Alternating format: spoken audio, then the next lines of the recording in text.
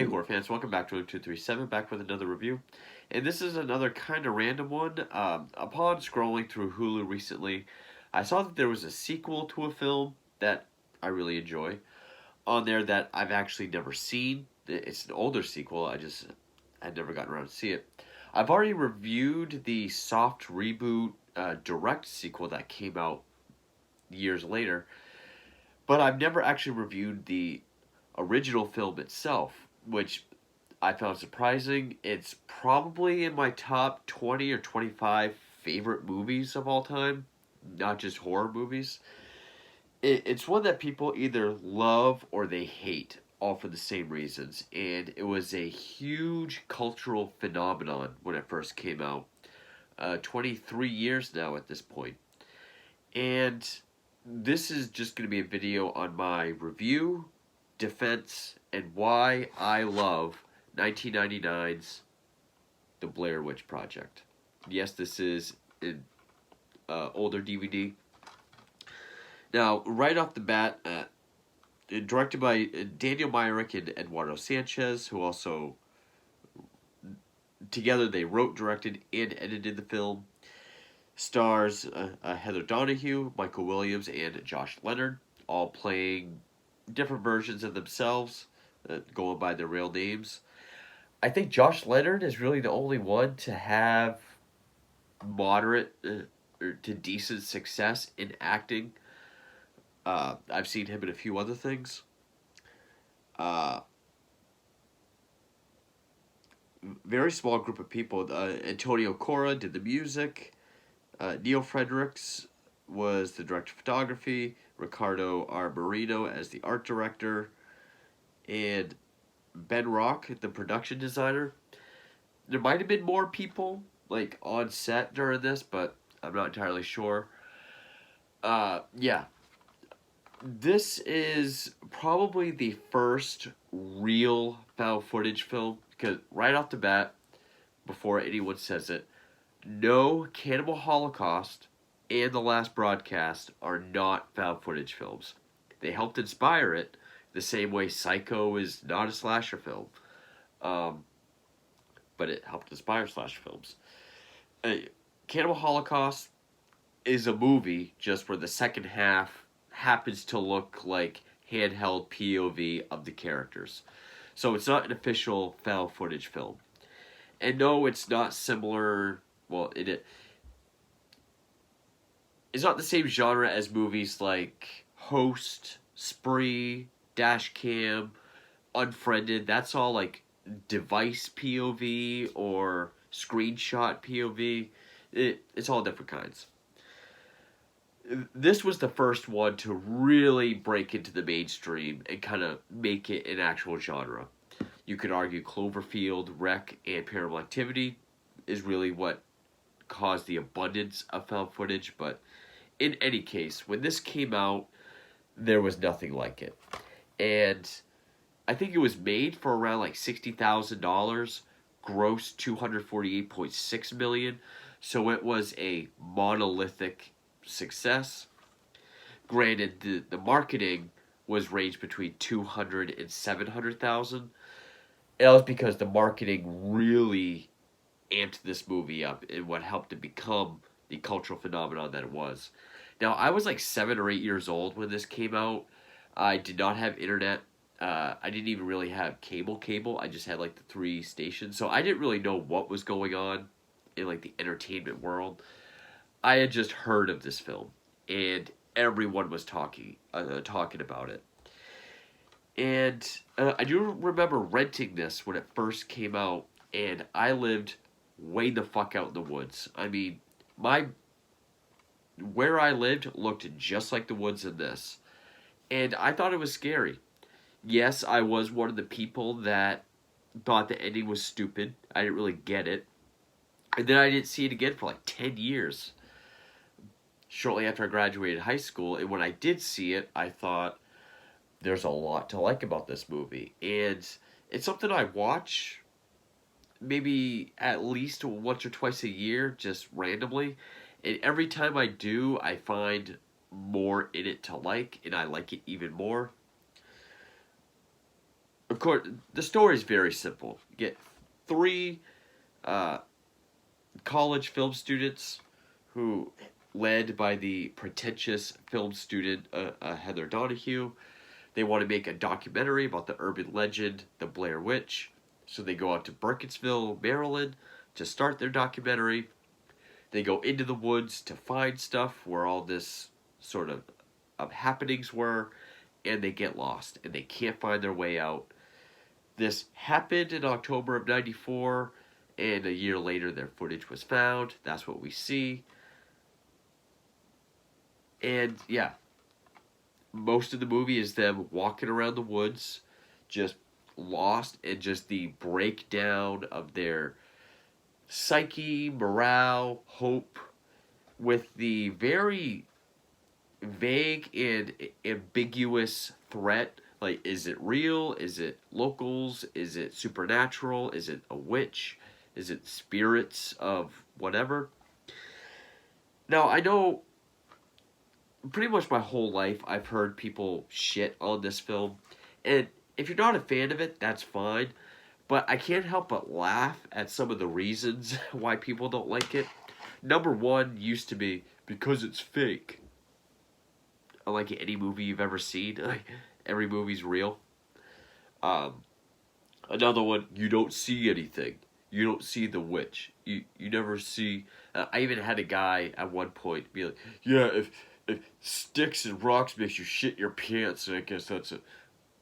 Well, no, Mr. Hyperbole, doesn't make me shit my pants, but there is some scary.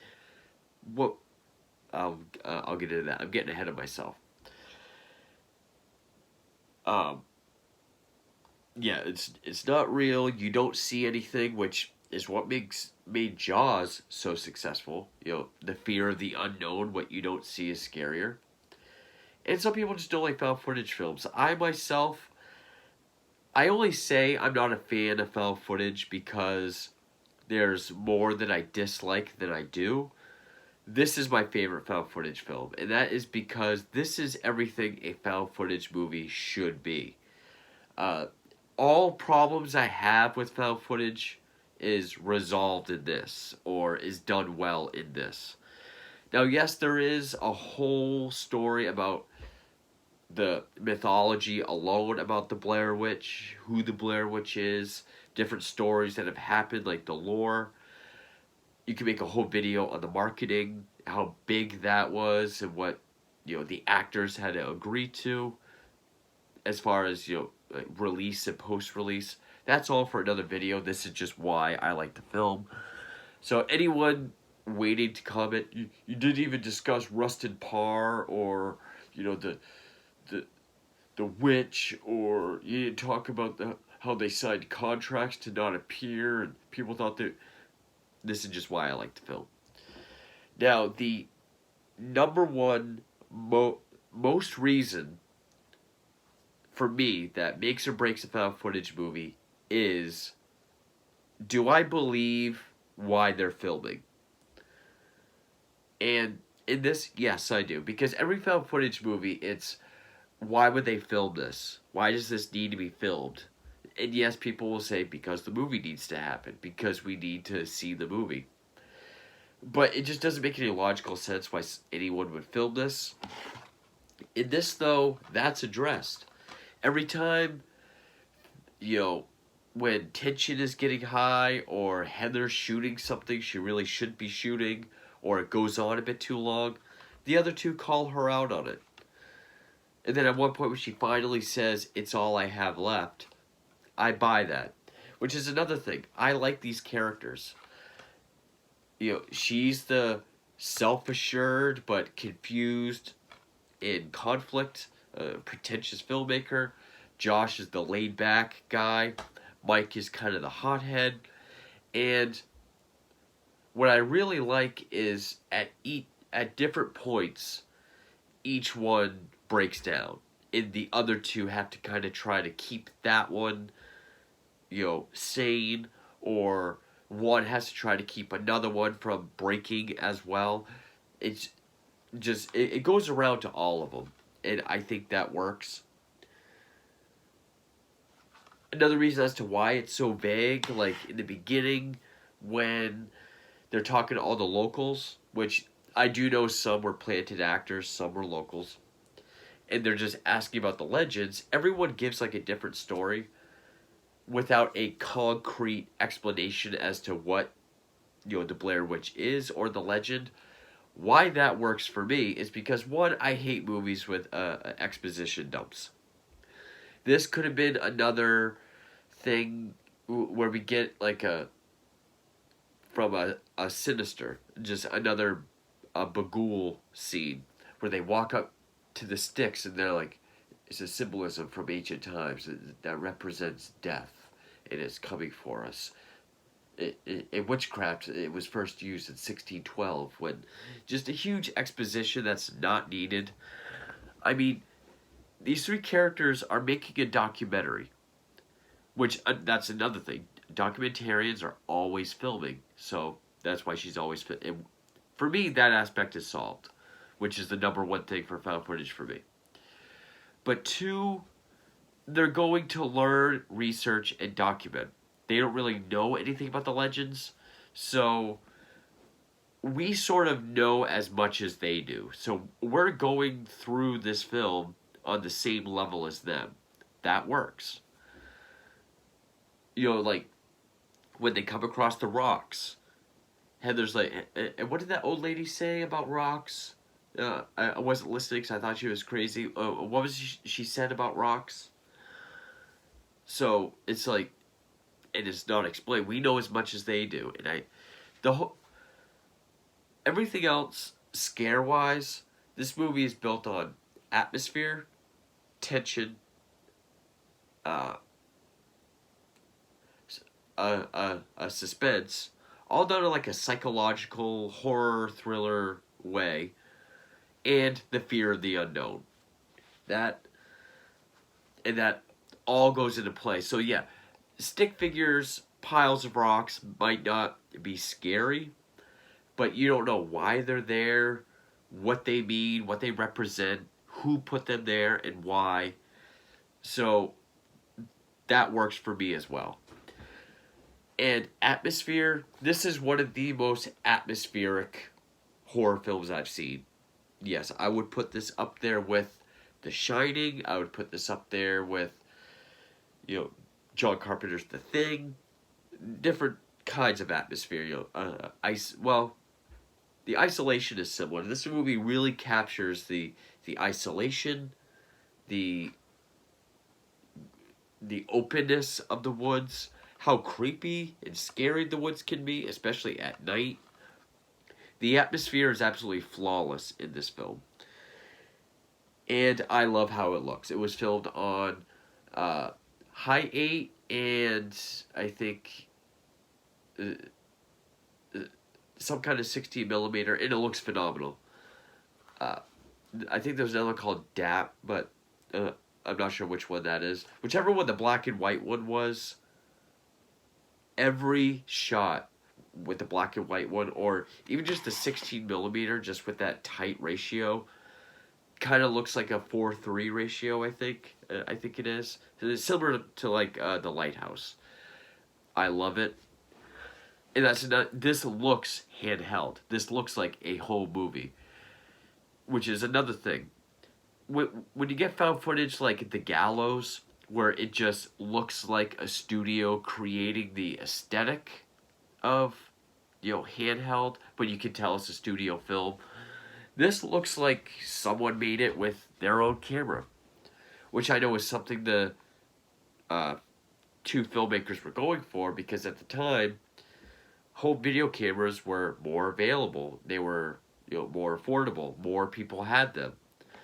So to them, it was just a new way that hadn't really been done before to create horror films. It's not just,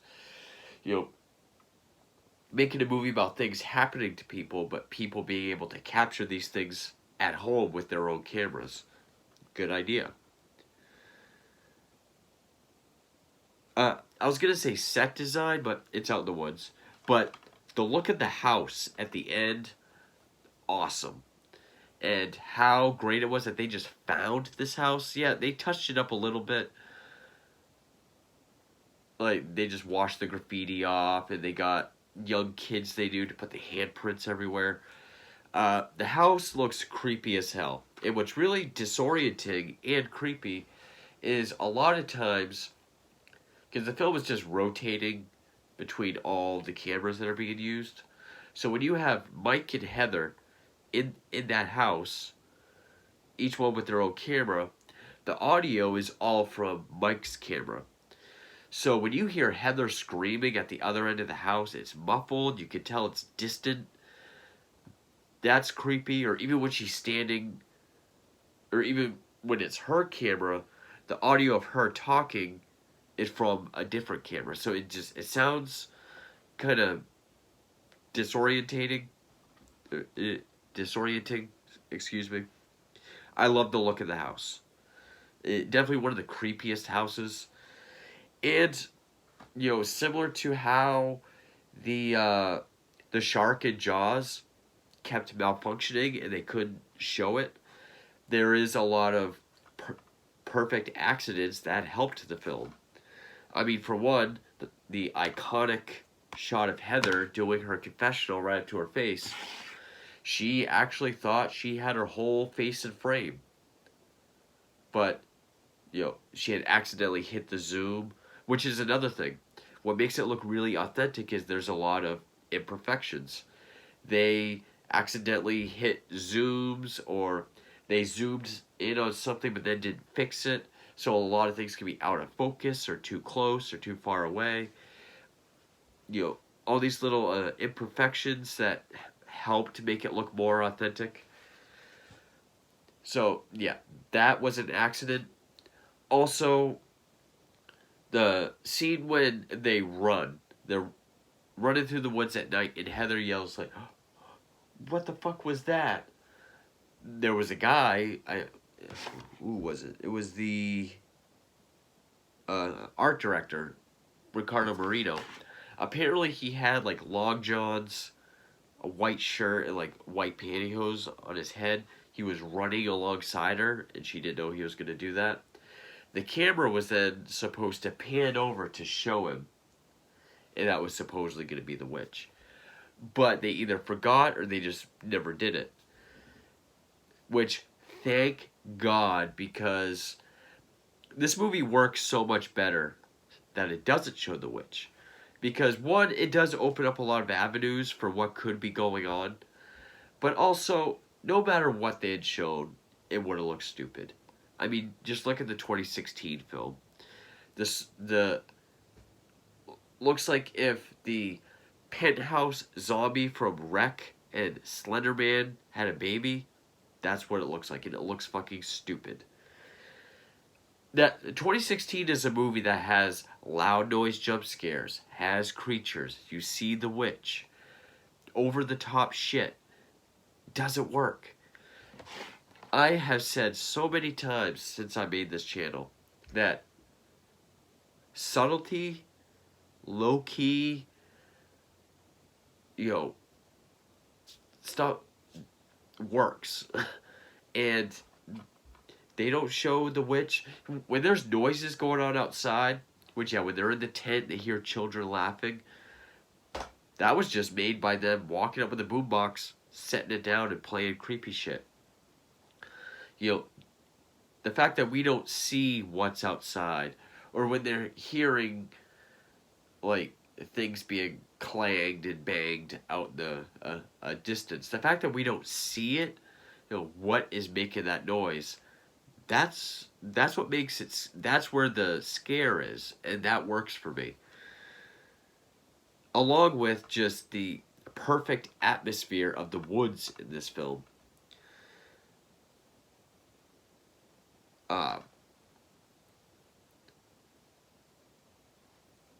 As far as the acting goes, it was mostly improvised. So, they were just kind of given envelopes in the morning. Oh, this is where your character's at and where you kind of need to be for the day. And they improvised everything. It was shot in 8 days, which I think is how long?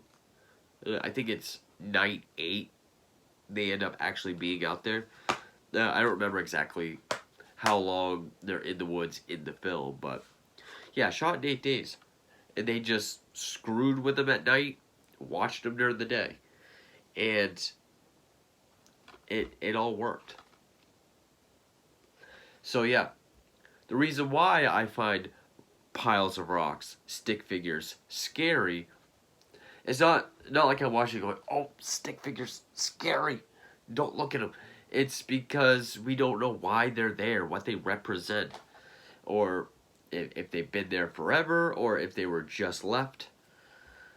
What they mean, that the fear of the unknown in every aspect of this film is what makes it work, along with the atmosphere, the tension, just the complete breakdown of these people that are lost. And I think that works. And I don't really have much to say about the ending, just the camera falling, because that's almost every found footage film. Almost every found footage film ends, either it just cuts, and that's the end of what they have, or the camera falls over, everyone's dead. And mostly from what I've seen, people that don't like this film usually really like movies like Paranormal Activity, which, or something of the like, Grave Encounters, which Grave Encounters was one of the most boring horror films I've ever seen. Not just found footage. Grave Encounters 2 was so outlandish. Like, when you have jump scares, like with the black eyes, black mouth, one, it looks like a CGI effect. It takes me right out of it. And two, jump scares are the laziest form of scares. You can methodically pull me in and creep me out with, spooky looking woods, noises going off in the distance, not knowing what it is. And then coming up to this creepy ass house that no one in their right mind would ever want to go into at night. And also just how it looks. I mean, the way the way it's shot is beautiful, especially the black and white. There's even shots like when they're yelling for Josh at night and you can just see their breath coming over the light of the camera. I love that. Yeah, there are a couple, not plot holes, but some kind of silly moments. Like, yeah, Mike admitting that he kicked the map into the creek. Okay. The acting on that, I'll give you that. Or even having that be a plot point. Why would he do that even if he is frustrated? I'll give you that. I'm not saying this movie's perfect. That might be the only real flaw that I have with it. But everything else, works. And story-wise, not that it's boring or that they don't explain anything. It's that we are going through this trek through the woods with as much knowledge as they know. That's why, and I guess also the whole idea as to why each person's giving like a different story or a different legend is to get you to go to the website that was made, I think in tandem with this film, to learn about the lore, to help expand upon it, and help sell the idea that it is real. Because a lot of people thought this was real when it first came out. That's how they marketed it. And then I remember kids at school saying that it was a bad movie because it was they lied to us because they wanted us to see it. I think it's just called marketing. But, I mean, there's Blumhouse films that get called Scariest Movie of the Year. And that's a lie. But when I first saw it at 7 or 8 years old, I thought it was spooky because they were out in the woods. And then I thought the ending was dumb. But then I saw it when I was 18. I thought it was a very well-made, creepy, atmospheric movie. I love that they don't show the witch.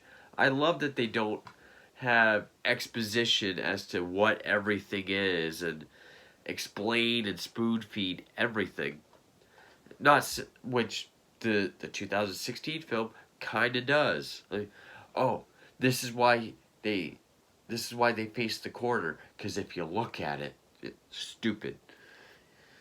You know, I'm not sure what else I can say, but I've always loved this film. Always loved it. It definitely works. It's a found footage movie that I believe why they're filming. I never questioned why is this being filmed. They address it, and it's believable. They address it several times, not just Heather's breakdown. It's all I have left, but they just keep nagging at her like, stop filming, let's walk. The acting, which is mostly improvised, I believed, except for Mike admitting he kicked the mat. But I buy these characters. I believe these characters. I like these characters.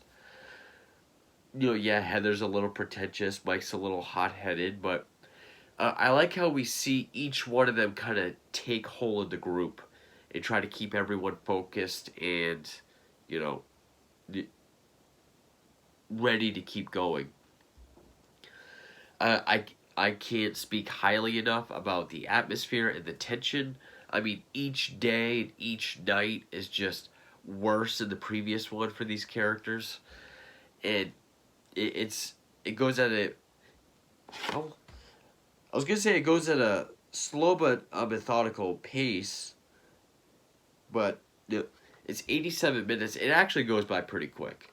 It's fastly paced for me, maybe because I like the film, but it is very methodical. It starts off playful, and then first it's just a little things, and then you know by like the last day and into the night, it gets crazy. I love the look of it. Whether it's 16 millimeter with that awesome aspect ratio or the black and white, a lot of the shots they get, and the fact that a lot of the iconic moments or things that ended up being better choices happened by accident. This is the perfect example of how much you can do with so little. I mean, pre-production and shooting cost, I think they guessed around like 60,000, between 30 and 60,000, and they were able to make this. And you have an effective found footage film, which at the time, found footage wasn't even really seen as a thing. Don't even mention Cannibal Holocaust. I already talked about it. But, and made this very quaint, subtle, low-key, but highly effective film. This movie is creepy.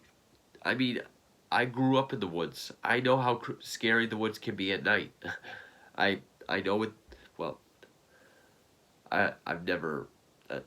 I was in a house, but I see how the woods can be scary, and just that desperation of being lost and walking all day in one direction, somehow ending up where you were. I think that's another thing people have a problem with, where you're out in the woods, it's easy to get, turned around. It's easy to get disoriented. It's easy to go in circles. I can't talk about this film highly enough. I don't get the hate for it. The hate I see, other than I don't like found footage, is just the same kind of nothing happens, you don't see anything, nothing happens, ooh, spooky sticks, spooky rocks. Which I don't understand. Just, it seems to just be another case of if it doesn't have jump scares every 5 seconds, or exposition, or showing the monster every chance they get, then it's a bad movie. And I've never understood that.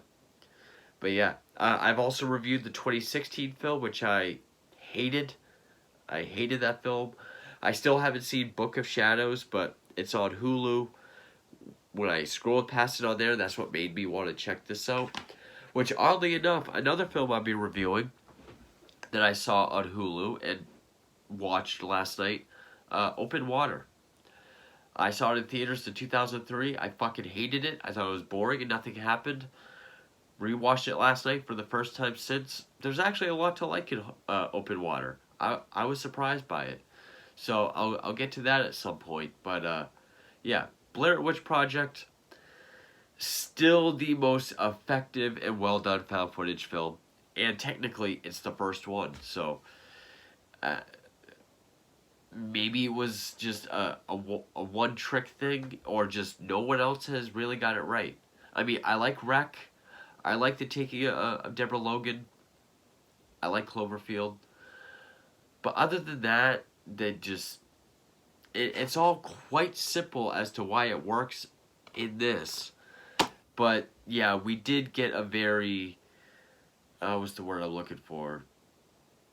We had an overabundance of them in a very short amount of time, and I hate the Paranormal Activity films. I don't get the hype for them. I've ranted on the first four.